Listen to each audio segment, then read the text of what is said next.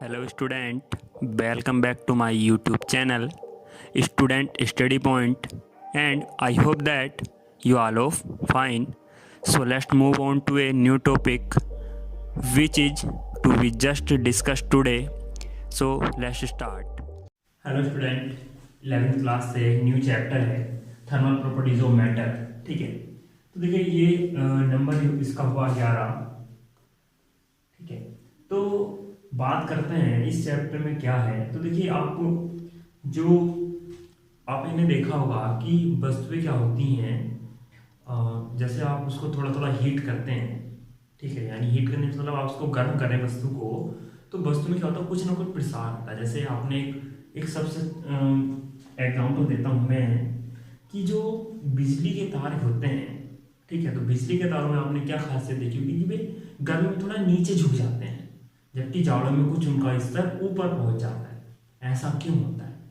Rail की पटरी आप अगर देखेंगे तो जहां उनका ज्वाइंट होता है उनके बीच में कुछ गैप रखा जाता है। क्यों रखा जाता है? ठीक है, तो इस तरह के काफी सारे क्वेश्चंस का आंसर आपको यहाँ मिलेगा। ठीक है, तो आज ही आइए बात करते हैं। सबसे पहले हम जिस चीज की हम बात कर रहे थे कि हीट करना जो बोल रहा था, तो हीट क्या है, ऊष्मा क्या है। ठीक है, तो देखिए ऊष्मा क्या है, तो ऊष्मा एक देखिए आप किसी वस्तु को छूते हैं, ठीक है, टच करें, जो आपके हाथ पर कोई वस्तु टच हो जाए अचानक से आके, या कोई ये वस्तु रखी हो आपने जाके अचानक से पकड़ लिया। ठीक है, एक वस्तु दो गिलास रखे हैं, ठीक है, उन दो गिलासों में आपने लिक्विड भरा।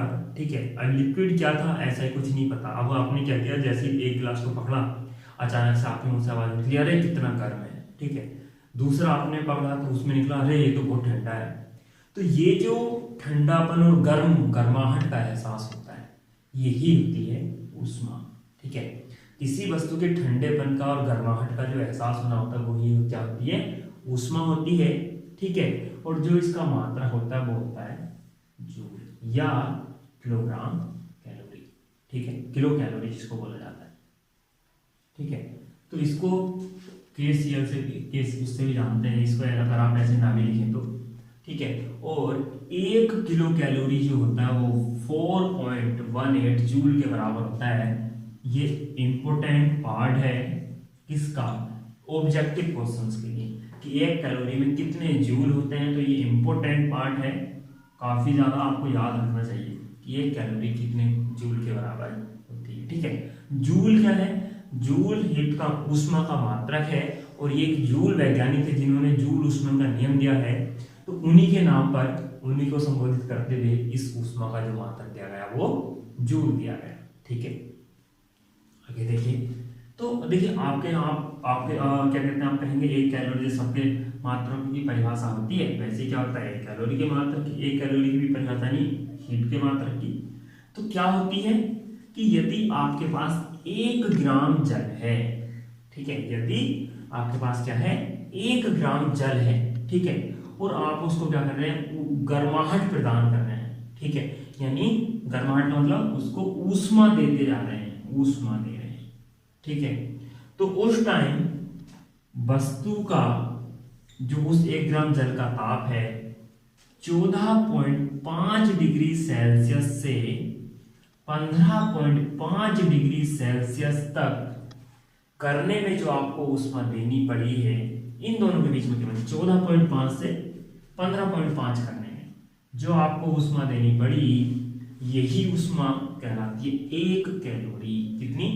1 कैलोरी। दोबारा देखिए ध्यान से, 1 ग्राम जल को, यह जल का ताप 14.5 डिग्री सेल्सियस से 15.5 डिग्री सेल्सियस करने के लिए जो ऊष्मा जल को दी जाती है या दी गई, वही ऊष्मा क्या कहलाई, 1 कैलोरी कहलाई। ठीक है, नेक्स्ट टॉपिक टेम्परेचर यानी ताप। आप छोटी क्लासेस में पढ़ चुके हैं इसलिए ज्यादा इनको डिटेल्स में नहीं बता रहा हूं। ठीक है, देखिए ताप क्या है, तो एक सिंपल सा आंसर है, ताप क्या है भाई। हमने अभी बात की थी 2 गिलास को पकड़ने की, एक ठंडा था एक गर्म था। आपने बोला था अरे ये तो गर्म है और ये क्या है, ठंडा है।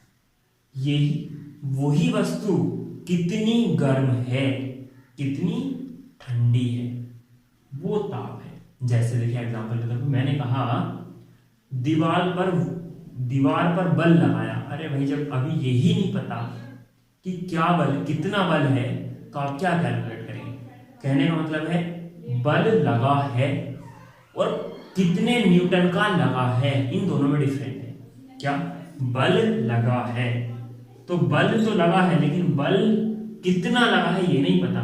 मैं कहूं 5 न्यूटन, 2 न्यूटन का बल लगा है, तो अब यहां पूरी चीज क्लियर है कि 2 न्यूटन का बल लगाया गया दीवार पर। ठीक है, ऐसे ही वस्तु गर्म तो है या ठंडी तो है, लेकिन कितनी ठंडी है कितनी गर्म है पता नहीं है।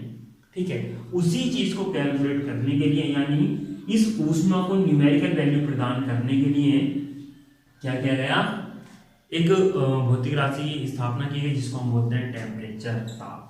ठीक है, अब ये देखो इसके जो मापने के पैमाने होते हैं वो वैसे तो 5 होते हैं, लेकिन आपके सिलेबस में केवल 3 ही पैमाने हैं, तो मैंने इन्हें 3 ही पैमाने यहाँ लिख दिए। ठीक है, कौन कौन से? देखिए सेल्सियस, फ़ारेनहाइट, केल्विन, ये ऐसा ही मात्रक है ताप का, सेल्सियस, फ़ारेनहाइट और केल्विन।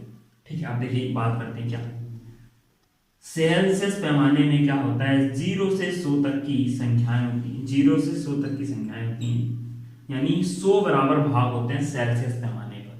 ठीक है, फ़ारेनहाइट पैमाने में 180 बराबर खाने होते हैं। कितने? 180 बराबर खाने होते हैं। केल्विन स्केल पर भी 100 बराबर खाने होते हैं, 100 बराबर पार्टीशन होते हैं इस तरीके से। ठीक है, अब देखिए आपको किन्हीं भी दो में रिलेशन स्थापित करना हो तो आप यहां से उन दोनों को बराबर उठा के रख सकते हैं। जैसे सेल्सियस और फ़ारेनहाइट में करना तो आप इन दोनों को बराबर रख सकते हैं, फ़ारेनहाइट केल्विन में करना तो आप इन दोनों को बराबर रख सकते हैं, आप वैल्यू निकाल सकते हैं। सेल्सियस से और केल्विन में चेंज करना है तो आप इन दोनों को बराबर रख सकते हैं।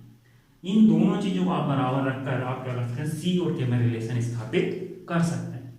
तो ये था आज की पूरी वीडियो का सार। तो क्या देखिए हीट और टेम्परेचर दो ही चीजों के बारे में बताएं। हीट क्या है, किसी वस्तु के ठंडेपन का और गर्माहट का जो एहसास होता है उसको बोलते हैं हीट। मात्रक होता है जूल। ठीक है, एक कैलोरी में कितने जूल होते हैं, 4.18 जूल होते हैं, ये मैं आपको बता चुका हूँ और ये इंपोर्टेंट भी है। एक कैलोरी की परिभाषा बताई क्या होती है, 1 ग्राम जल का ताप 14.5 से डिग्री सेल्सियस से 15.5 डिग्री सेल्सियस तक अगर आप बढ़ाते हैं तो क्या होता है, ये जो ऊष्मा दी जाती है उसको बोलते हैं कैलोरी। टेम्परेचर क्या होता है, देखिए हीट ही न्यूमेरिकल वैल्यू आप एक तरह से टेम्परेचर कह सकते हैं कि कितनी वस्तु गर्म है कितनी ठंडी है, वो चीज डिपेंड करती है, टेम्परेचर बताता है। ठीक है, और हमेशा ही ऊष्मा का जो प्रवाह होता है अधिक ताप वाली वस्तु से ठंडे ताप यानी कम ताप वाली वस्तु की होता है, यानी अधिक ऊष्मा वाली वस्तु, अधिक ऊष्मा से जहां वस्तु गर्माहट होगी, गर्म वस्तु से ठंडी वस्तु की ओर हमेशा क्या होता है, प्रवाह होता है। आप ये चीज ध्यान रखिएगा। देखिए एग्जांपल देता हूँ इस चीज का। आप क्या करते हैं, जब ठंड का मौसम होता है तो ठंड के मौसम में गर्म और ठंडा पानी मिक्स करते हैं। आप मेरे को एक बात का जवाब दीजिएगा कि गर्म पानी क्या ठंडे पानी को गर्म करके लाता है? क्योंकि देखिए ठंडा पानी तो बहुत ठंडा है, गर्म पानी काफी ज्यादा गर्म है। तो क्या गर्म पानी ठंडे पानी को गर्म करके लाता है या ठंडा पानी गर्म को ठंडा कर देता है? दोनों आंसर देखिए ध्यान से। गर्म पानी ठंडे पानी को गर्म करता है या ठंडा पानी गर्म पानी को गर्म करता है, ठंडा करता है। ठीक है, और इसका आंसर होगा कि गर्म पानी ठंडे पानी को गर्म करता है, यानी उसका टेम्परेचर धीरे धीरे बढ़ाता रहता है। अगर आप 80 डिग्री सेल्सियस का पानी अगर 10 डिग्री सेल्सियस के वाटर में मिला रहे हैं तो 10 डिग्री वाले टेम्परेचर का पानी क्या होगा, वो 10 डिग्री जो सेल्सियस वाला पानी है उसका टेम्परेचर धीरे धीरे बढ़ना शुरू हो जाएगा। तो गर्म वस्तु वाला जो गर्म जल है वो क्या करता है, ठंडे वाले पानी को गर्म करता है, ना कि ठंडा वाला गर्म को ठंडा करता है। वो आप गलत सोच रहे हैं, क्योंकि मैंने क्या बोला, देखिए ऊष्मा गर्म वस्तु से ठंडी वस्तु की ओर प्रवाहित होती है। ठीक है, तो ये ध्यान रखिएगा। टेम्परेचर क्या था, देखिए टेम्परेचर क्या था, इसकी न्यूमेरिकल वैल्यू है, 3 मात्रक है पर्टिकुलर, सी, एफ और के, सेल्सियस, फ़ारेनहाइट और केल्विन। केल्विन ऐसा ही मात्रक है जिसमें आपको रिलेशन निकालना और जिन दो में आप उन दोनों को बराबर रखिए, आपका जो रिलेशन होगा वो निकल कर आ जाएगा। So thank you for watching और लाइक और सब्सक्राइब शेयर करना।